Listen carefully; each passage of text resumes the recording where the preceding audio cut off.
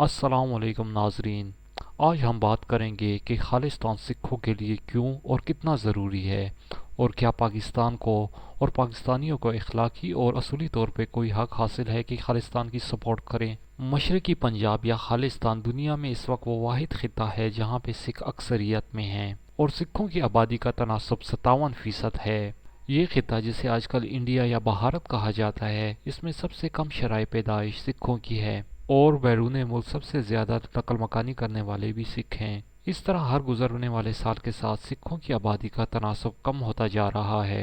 अगर ये सिलसिला यूं ही जारी रहा तो इस बात के कवी इम्कानात हैं कि सिख अक्सरियत अक़लियत में बदल जाए।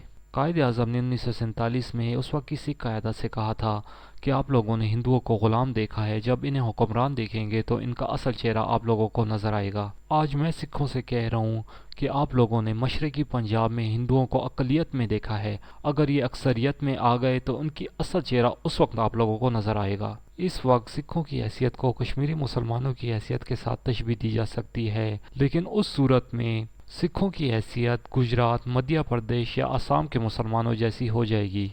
जिस तरह से एक पुलिस वाला निहत्था और अकेला भी हो तो उसका अपना एक दबदबा होता है, और उस दबदबे की वजह उसका इदारा या उसके पीछे मौजूद थाना होता है। अगर इस वक्त भी इंडिया में सिखों की कोई हैसियत और अहमियत है तो इसके पीछे भी उनका पंजाब में अक्सरियत में होना है, लेकिन ये तब तक ही है जब तक कि सिख पंजाब में अक्सरियत में हैं, और ज़ाहिर है इस तरह से इंडिया में रह के रह पाना मुमकिन नहीं है। इसलिए खालिस्तान की तहरीक सिखों की आज़ादी की तहरीक होने के साथ साथ सिखों की बका की तहरीक भी है। ये भी हकीकत है कि सिखों का एक तबका इस नज़ाकत को अभी तक नहीं समझ सका और वो इस वक्त तक इंडिया का हिमायती है। ऐसे इब्नुल वक्त लोग हर कौम और हर दौर में मौजूद होते हैं, लेकिन यहाँ समझने की बात यह है कि जो अपनों के नहीं बन सकते वो गैरों के भी कभी नहीं बनते।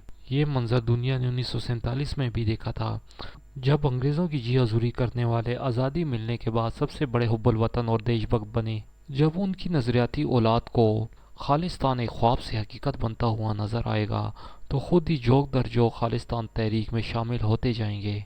अब सवाल ये उठता है कि खालिस्तान की आज़ादी की ज़ाहिरी सूरत क्या बनेगी, और क्या पाकिस्तान और पाकिस्तानियों को कोई हक हासिल है कि वो सिखों की या खालिस्तान की हिमायत करें। तो ज़ाहिरी सूरतों में इस वक्त सबसे बड़ी तहरीक जो चल रही है वो रेफरेंडम 2020 है। तो क्या ये मुमकिन है कि रेफरेंडम 2020 के ज़रिए सिख आज़ादी हासिल कर पाएँ? रेफरेंडम 2020 सिख कौम की बेदारी के लिए एक बहुत मुफीद तहरीक है, लेकिन सिखों को आज़ादी दिलाने के लिए ये नाकाफ़ी होगी। इसकी वजह इंडिया की तारीख है। 1948 में जब कबायलियों ने कश्मीर पे हमला किया और कश्मीर के एक बड़े हिस्से को आज़ाद करवाने के बाद श्रीनगर की तरफ बढ़ रहे थे, तो यही इंडिया उस वक्त पाकिस्तान से अमन की भीख मांगने के लिए अक़वाम मुत्तहिदा पहुंच गया था और अक़वाम आलम के सामने ये वादा किया था कि जंग बंदी के बाद मकबूजा कश्मीर में रायशुमारी करवाई जाएगी और कश्मीरियों को यह हक दिया जाएगा कि वो पाकिस्तान के साथ इलाक़ चाहते हैं या इंडिया के साथ। लेकिन अमन की भीख मिलने के बाद इंडिया अपने वादे से मुकर गया। तो जाहिर है ऐसे में अगर रेफरेंडम 2020 में अगर 100% सिख खालिस्तान की हिमायत कर देते हैं, तो ऐसे में भी इंडिया के बेज़मीर हुक्मरानों से ये तवक्को नहीं करनी चाहिए कि इस रेफरेंडम की कामयाबी के बाद वो खालिस्तान को आज़ाद कर देंगे।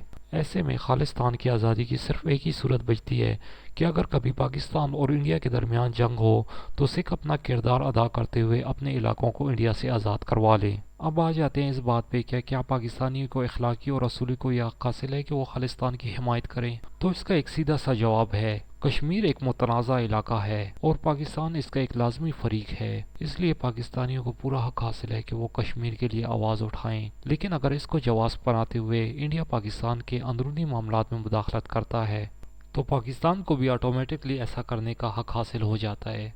अगर मोदी लाल किले में खड़े होकर बलूचिस्तान में शरपसंदी फैलाने की बात कर सकता है तो इंडिया को इस बात के लिए तैयार रहना चाहिए कल को पाकिस्तान का वज़ीर आज़म भी मीनार पाकिस्तान पे खड़ा होकर ये कहे कि खालिस्तानी, बोडो, कुकी, नागा, आसामी और दीगर आज़ादी पसंद हमारे शुक्रगुजार हैं, और जिस दिन हमने उन्हें अपना आभारी कर लिया तो फिर इंडिया को पता लगेगा कि हम कितने बारी हैं। इसलिए मेरी पाकिस्तानियों से भी ये गुजारिश है कि वो खुल के खालिस्तान की हिमायत करें, और फैसला साजों से ये गुजारिश है कि इंडिया जिस तरह से हमारे अंदरूनी मामलात में जिस तरह और जिस नौइयत की दखल अंदाजी कर रहा है तो उससे भी उसी तरीके से जवाब दिया जाए।